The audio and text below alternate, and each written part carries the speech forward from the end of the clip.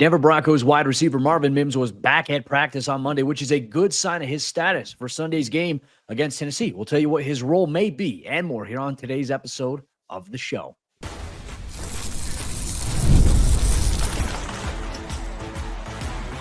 You are Locked On Broncos, your daily Denver Broncos podcast. Part of the Locked On Podcast Network, your team every day.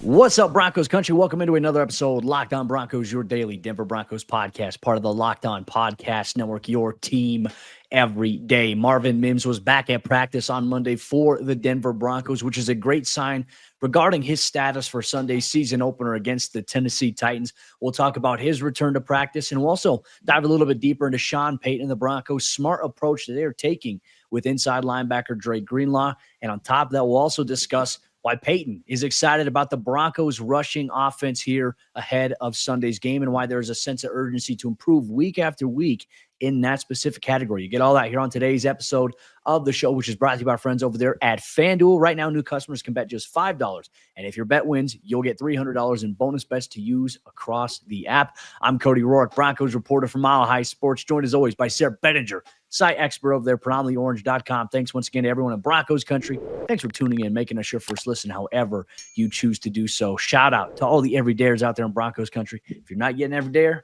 become one here. Sayre, obviously great news on Monday. It was a national holiday, but for us, not really much of a holiday as we were out there working. We were covering the Denver Broncos. We're out there at practice. And I would say there was some good news here for Broncos Country. We got to see number 19 back on the practice field, just as Sean Payton said last week. But as that would be the case after the team had 3 days off with a 3-day weekend beforehand. Obviously, this is big news ahead of Sunday's season opener against Tennessee. All signs appear to be good and go for Marvin. It's huge for the Denver Broncos and obviously their offense as a whole, because we're expecting Marvin Mims to make a big leap forward this year as a wide receiver. We saw it over the course of the second half of last season where he ended up leading the team in yards after the catch after really the first 8-9 weeks. Cody, you and I talked about it. Many people talked like, why is Marvin Mims playing less than 10 snaps? Why is he not getting targets, And then obviously towards the end of the year there, he really turned it on and has earned the trust, I would say, of this coaching staff overall. Kind of felt like a weird dry spell right after that beginning of his rookie season and then kind of just disappearing over the second half. We all saw what he can do as a return specialist, but unfortunately that wasn't translating to the offensive side of the ball until late in the year when they kind of started getting him the ball in unique ways.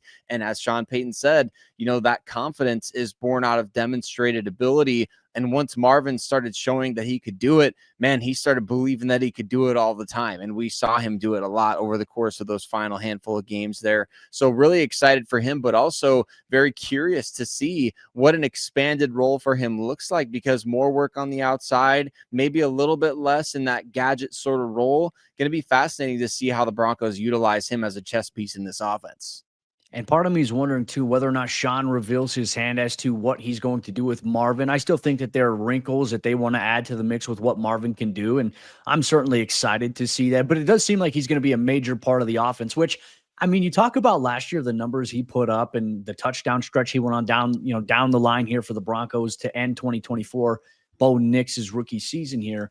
I found it interesting that Marvin had that big of an impact, though he played a limited amount of snaps compared to what he did his rookie season. Like, we were complaining in his rookie season about the looks he was or wasn't getting, and he played less snaps in his second year. So does that mean that we're going to see more snaps coming up here for Marvin? I think that's a huge question here, and I think it kind of really segues into our next talking point here is, what will this wide receiver rotation look like? We could look at a depth chart, which I imagine the Broncos released that first depth chart here this week, the official one. Still don't think we should read too much into it, especially with how Sean Payton is. But I think I will be more curious to see, what does the wide receiver snap count look like for all of these guys? I think it's easy for us to sit here right now and say, Courtland Sutton, he's going to lead the team in snaps at wide receiver here on Sunday against Tennessee. But I'm curious to see who's going to get those second most reps, because usually down the stretch there, that actually became Devon Vele's role later on in the year, overtaking that from Lil Jordan Humphrey.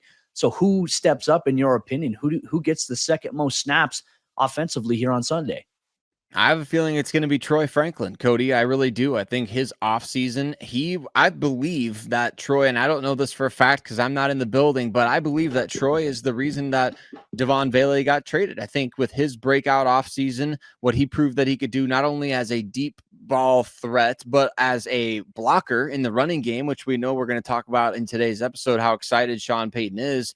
But because he proved to be trustworthy in the run game as a blocker as well, I feel like we're going to see a lot of Troy Franklin here in week 1. And I think it's going to be a decent amount of targets, but a lot of snaps, right? And that's where you really need somebody that can be an all-encompassing threat out there, somebody who doesn't necessarily give away what you're doing. But I think when the Broncos have just 2 receivers on the field, I would be a little surprised. I know that maybe the odds would be in Marvin Mims's favor there. I would be a little surprised if it's not Troy Franklin when the Broncos just have 2 wide receivers on the field and it's Evan Ingram and, maybe another tight end or, however many backs they're going to use. I think Troy is going to be that guy that leads this team in snaps right behind Courtland Sutton. Things have been trending that way. If people have been paying attention to the training camp practice reports we've been putting out, if you've even been watching the preseason with that first team offense, even against the Saints, it was primarily Courtland and Troy. Marvin was in the mix there, but those were the 2 guys. And it goes back to what Sean had said earlier on in training camp before Bailey was traded. Sean was mentioning the roles that these guys are playing. Troy's playing that Z role. He's also playing the slot. And Bailey was playing the Z role. He was also playing the slot. So I would imagine, Sayre, that's probably the safest assumption where you're going to see Courtland, you're going to see Troy. I think you're going to see a ton of Evan Ingram. Obviously, I don't think Evan's going to come off the field hardly ever for the Broncos this season, which is a good thing. You want him to stay on the field. You want him to be that anytime chess piece player there. And we'll see if maybe any of these running backs can emerge and get their Joker wings as well here for Payton. Let's break it down, all right? If we're going with Courtland and Troy at wide receiver with the most snaps that we anticipate here on Sunday at this position specifically, not including Evan Ingram here, who is third behind him? Is it Marvin? Is it Pat Bryant? I mean, that's what I'm kind of curious to see how this all plays out as well, because we talk so much about the wide receiver pecking order. Sean doesn't believe in that. He believes in roles. So I wonder what the rookie's role is going to be here on Sunday. I think that's going to be something interesting to watch here.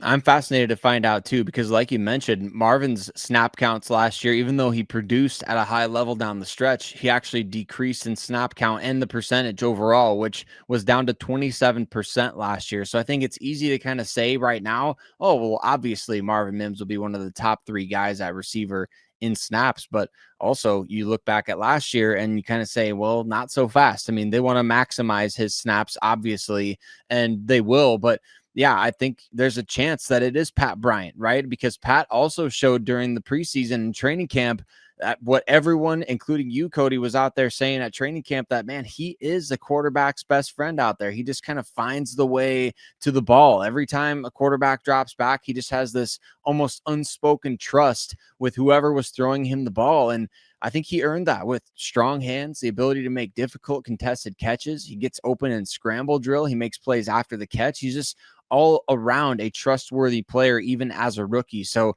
I wouldn't be surprised if the Broncos tried to kind of bring him along slowly, but also shoot, maybe there's no better time for throw him to the lion's den, trial by fire, whatever you want to call it. I think Pat might be ready too for an increased snap count, even in his first NFL game.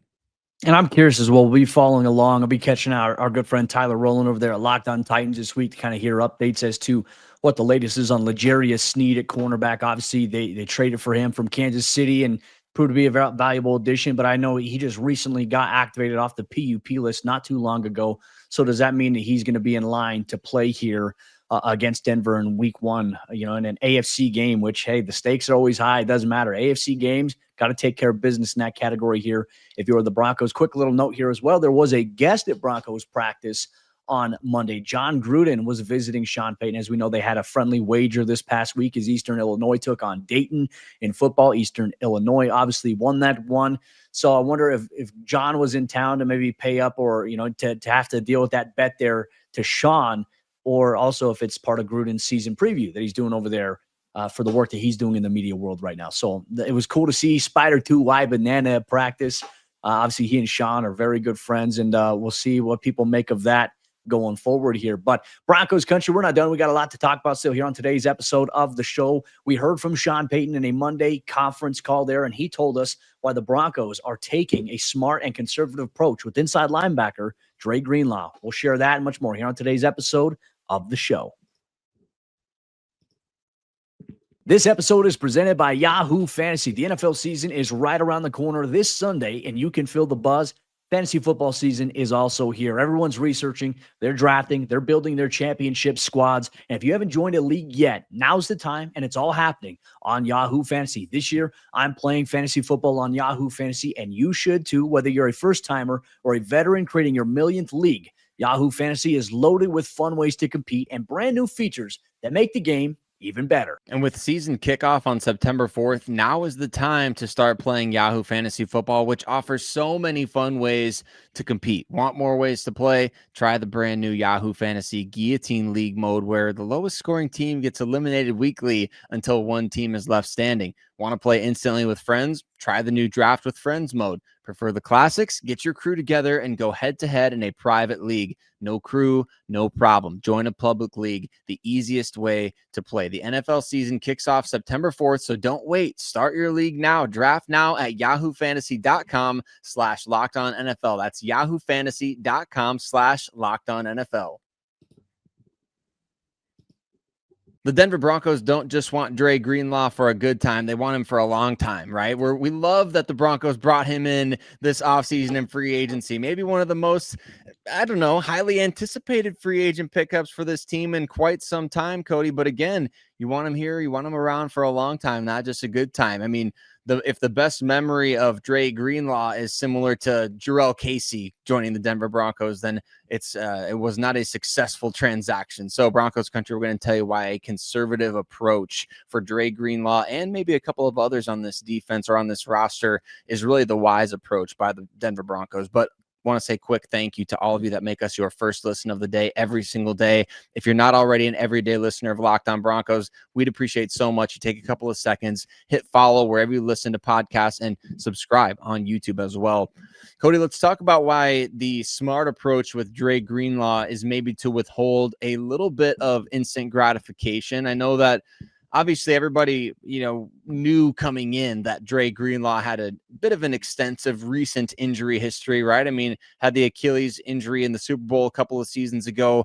Then last year just really appeared in one full game and then a little bit of a second game. So not a lot of playing over the last 2 years. And then he has the pulled quad in the offseason. And then he's kind of held out during the preseason and a little bit of training camp. So understandably, I think a lot of the fan base is maybe even skeptical of what he's going to do and worried now that the team is taking a conservative approach with playing him in week one. Why do you say that's the wise move? I think you have to protect your investment, right? You made it. It was a strong one. It was certainly a gamble, too, knowing what Dre's recent injury history was.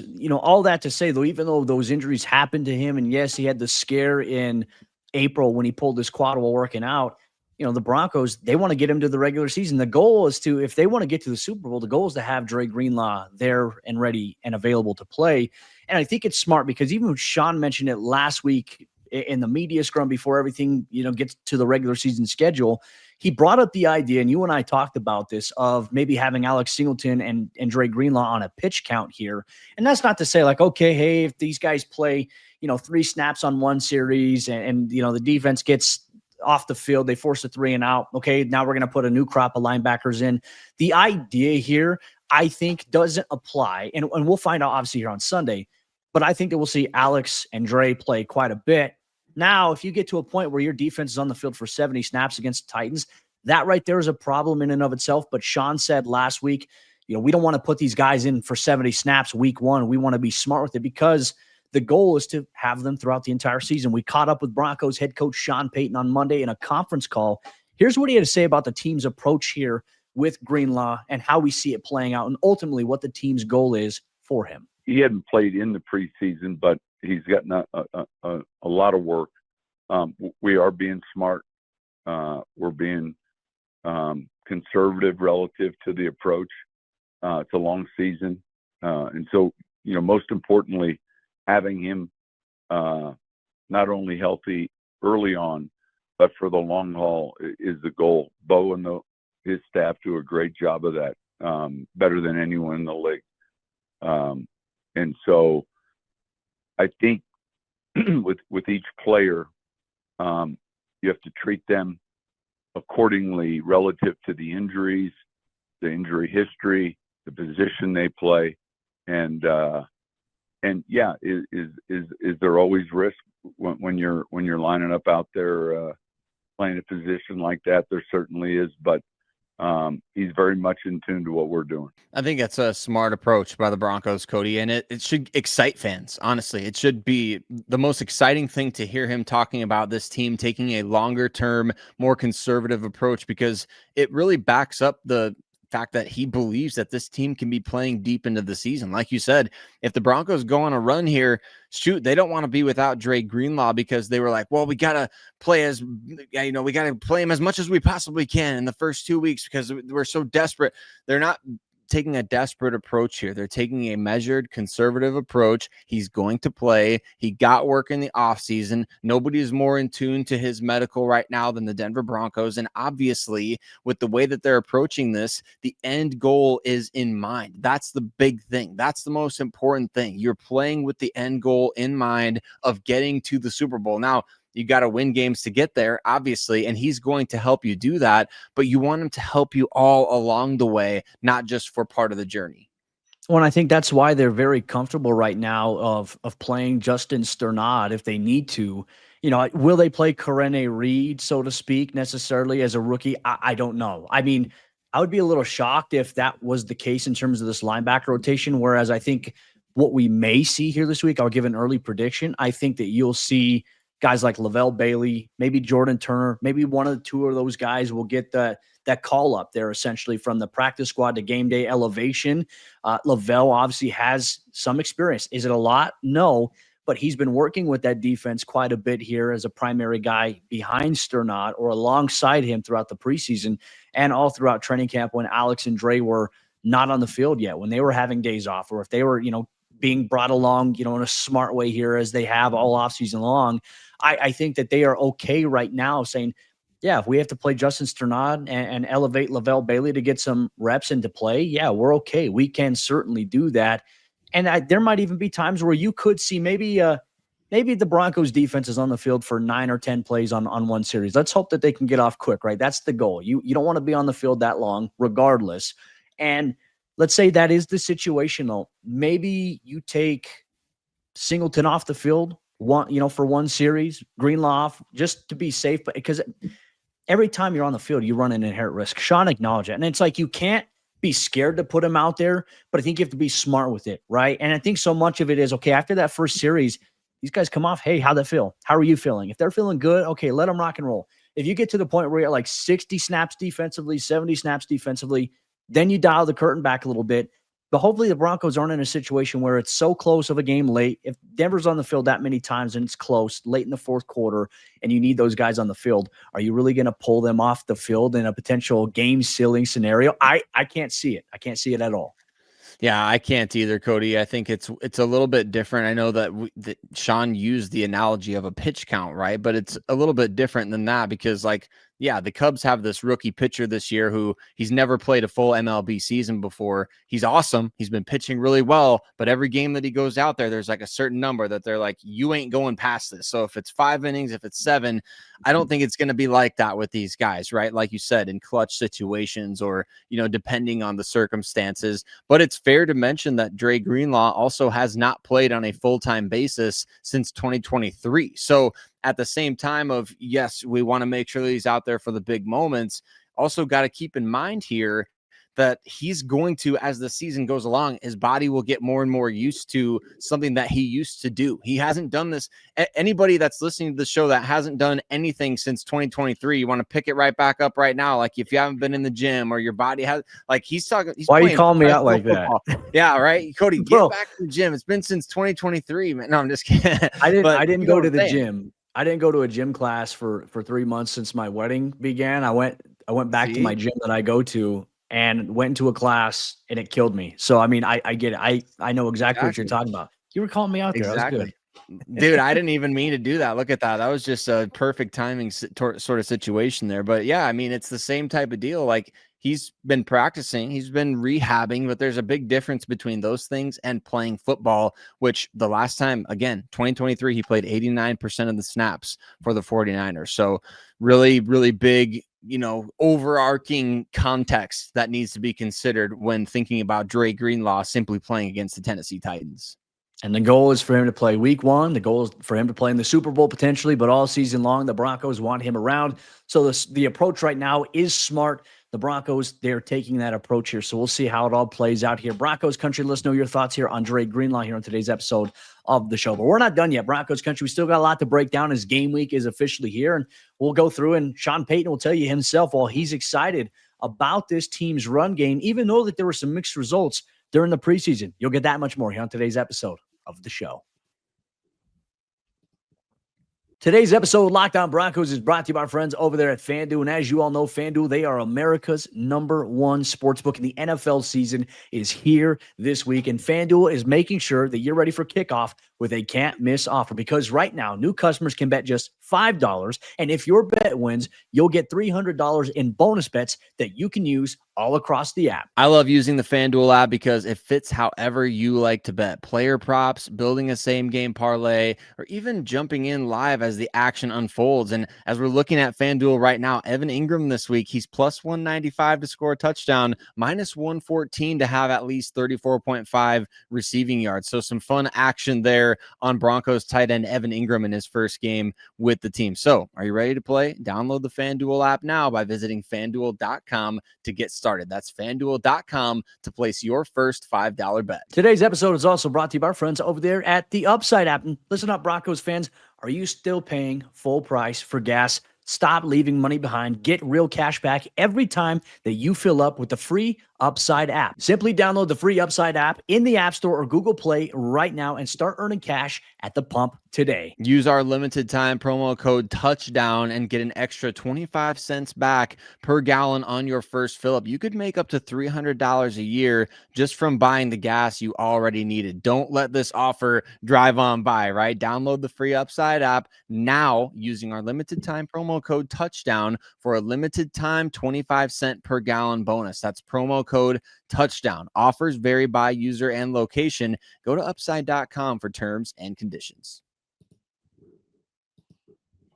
The run game is going to be very important here for Sean Payton and the Denver Broncos as they open up this season against the Tennessee Titans. And it's something that they want to improve on quickly from week 1 to week 2, so on and so forth. And certainly it's an area that Broncos Country wants to see much more efficient operation from this season. We'll dive into the Broncos run game here in a little bit more on today's episode of the show. Real quick, I want to say thanks once again to everyone at Broncos Country, all the everydayers. Thanks for tuning in, making us your first listen, however you choose to do so. Sayre, everyone is wondering about the run game, right? I think we're all excited to see Bo Nix on Sunday. I think we're excited to see the Broncos defense. But the biggest question, can we finally get excited about this rushing attack here? We didn't see J.K. Dobbins in the preseason. We saw a lot of R.J. Harvey. And certainly there were times where the Broncos with the first-team offense, the run game didn't look great. In particular, the last game against the New Orleans Saints, when the starting offense was in, they had 5 rushing attempts for 4 yards. So it wasn't where it wanted to be, but broke down the film. I showed you what went wrong in the blocking with also the run. You can see all that as well. But, your thoughts here about this run game, because we don't know exactly what that rotation is going to look like. We know there's 4 backs on the 53. We imagine it's going to be JK and RJ, and then probably a sprinkle of Jaleel, and then maybe Tyler Bidet inside the kicking game, or maybe it's those last 2 roles are reversed. But a lot of questions that we'll have answered here this week.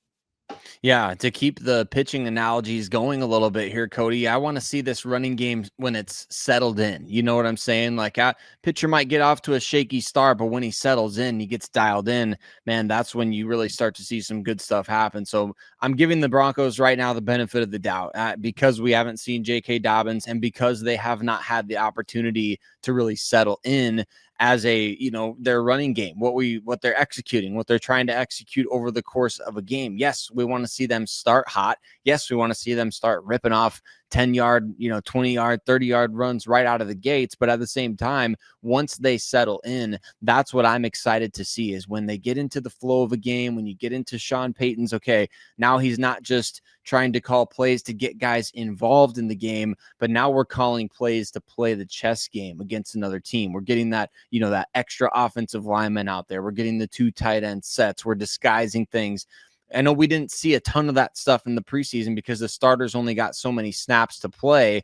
But now when you're getting to the regular season, let's see how these guys settle in. That's what I'm excited for. And I'm going to give them the benefit of the doubt after a rocky preseason. What's going to be different this week compared to what we saw in the preseason is that Denver is actually game planning for their opponent. They're looking at the front that the Titans are running. They're going to look at the different looks that they could come out in to counter some of their certain personnel formations that they bring out. And there's going to be a plan here. If they come out in an over front, we're going to block it this way. If they're going to come out in an under, if they're coming out even, we're going to have to figure out where our landmarks are. And so much of it is dependent upon scheme, whereas we saw the Broncos just going out in the preseason, not preparing for a particular front or a scheme. That, I wonder, is, what's that going to look like? And how can you maybe garner a little bit of that from what the Titans ran in the preseason? Because they themselves will also run vanilla concepts. So you're going to have to learn on the fly. You're going to have to look at Callahan's history as a play caller and, what he was able to do in the different destinations he's been. I think that's going to be a very big key here this week for the Broncos, especially if they want to get the run game going here. But here's what Sean Payton said in his Monday conference call with us about the run game, where they're at, and obviously what they want to do on a week-to-week basis. Well, I think as everyone enters the regular season, 32 teams will be a work in progress. We talk about it all the time, that accelerated learning after week 1, 2, 3, even week 4. But we have liked what we've seen from the running game and from our personnel from that perspective. So, we get a chance to see it first this weekend. Once again, playing the long game, right? I mean, obviously we talked about it with Dre Greenlaw, but the same is true of the running game offensively. I mean, if the team's not panicking at this point, and they shouldn't be because no games have even been played yet, I mean, it's fair, I think, for fans to be a little skeptical after last year, right, Cody? Because Javonte Williams as the lead back for this team the past 2 seasons, that wasn't cutting it. We haven't seen a 100-yard rusher since Latavius Murray late in the 2022 season when Jerry Rosburg was the interim head coach. I mean, it feels like a lifetime ago since this team had a truly consistent, competent, effective, efficient running game. And now's the time to get it going because Bo Nix and that defense, they're going to need it. That's going to make everybody better. Will we see it, though, too? I mean, that's our question. If we look at Sean's history in New Orleans, Alvin Kamara never ran for 1,000 yards. Now, of course, he had over 1,000 all-purpose yards on a handful of seasons, which led to him getting a major payday. And obviously, he's very efficient as a touchdown producer there. But will we see that finally here in the Mile High City? Will we see that with someone that Sean Payton is leaning heavily on, whether that's J.K. Dobbins or R.J. Harvey? But if it's a true committee approach, I'm very curious to see what that's going to look like here going forward. And we're fixing to find out because, look, you got to go against Jeffrey Simmons, Tavondre Sweat, former Bronco Cody Barton, former Bronco Draymond Jones as well. These guys are going to look to plug the run here and force Bo Nix in this offense to go through and try to throw it all game, which if you can find a way to just get that run game going, make them bleed a little bit, wear them down, that's going to help out so much. It's going to open everything up in your playbook. We hope to see that here. But I also felt like it was interesting in Sean's Monday conference call. We talking about one of the Broncos Country's fan favorite unicorns at this point here, A.T. Perry, who obviously had an injury. He had surgery. He missed the start of training camp, but he kind of gradually worked his way back. And we saw him play in his first NFL game action as a Bronco against the Saints here. He made it on the practice squad. Sean said that he had a very, very strong spring before he had the knee injury that required him to get surgery. I found that to be a little interesting. Here's what Sean had to say. Yeah, I would say quite a bit. He was having a real good spring, kind of an accelerated spring before the injury. And then it's always frustrating for a player like that has that type of setback as he's trying to make the roster. But he's participating now. He's developmental. He's long. He's got good, strong hands. So we've been encouraged, and it's good to have him back on the field healthy. It'll be interesting to see if he really gets an opportunity this season, Cody, because obviously now you traded away Devon Vele. The plan initially seemed to be to keep 6 wide receivers. Maybe A.T. Perry is that 6th guy. You and I talked about that as we were speculating about the roster. Obviously, he didn't make the 53, but I wouldn't be surprised if he is that sixth guy because, like you mentioned previously, Michael Bandy's never been called up for a game before. I mean, even though the Broncos have had needs at the receiver position, A.T. Perry had 4 touchdowns as a rookie, averages like 20-something yards per reception. I mean, he has produced in real NFL games against real NFL corners. I wouldn't be surprised if maybe he does get an opportunity at some point. Well, and Sean has always said too, and George Payton even echoed this sentiment, that they believe that their practice squad is an extension of their 53-man roster. That's how they view it, which I hope one day the NFL changes the rules and allows that. In my opinion, yes, you can be a practice squad guy, you can develop, but I feel like if you are on a team, you should have the opportunity to dress without these crazy limitations, things like that. I hope the NFL finds a way to resolve that one day. But maybe we will see A.T. Perry here this year. And obviously, if there is an injury that pops up, I think his 6'5" size, his explosiveness, the speed that he has, I've seen it. It's exciting. And obviously, Cody Roark has seen it. Pete Carmichael on staff has seen it. Sean Payton has seen it. And there's some excitement around this young player. And there's a reason why they're sticking with him. And, Sean even called him, as you mentioned, a developmental player.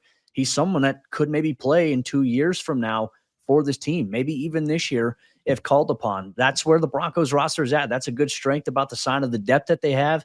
And I think it's a great spot for them to be in. But Broncos Country, that'll wrap up today's episode of the show here on the Locked On Broncos podcast, your team every day. We appreciate you so much for rocking with us, all the everydayers, all the first listeners out there. We got a lot coming your way here still this week. You're going to get a crossover episode with Sayre and Tyler Rowland of Locked On Titans for Thursday's crossover Thursday special. But we're going to continue to go through some of the superlatives going into this week. What's going on in Tennessee? We're going to get a little bit of an early preview at what we want to see in tomorrow's episode, Locked On Broncos. We'll see you then.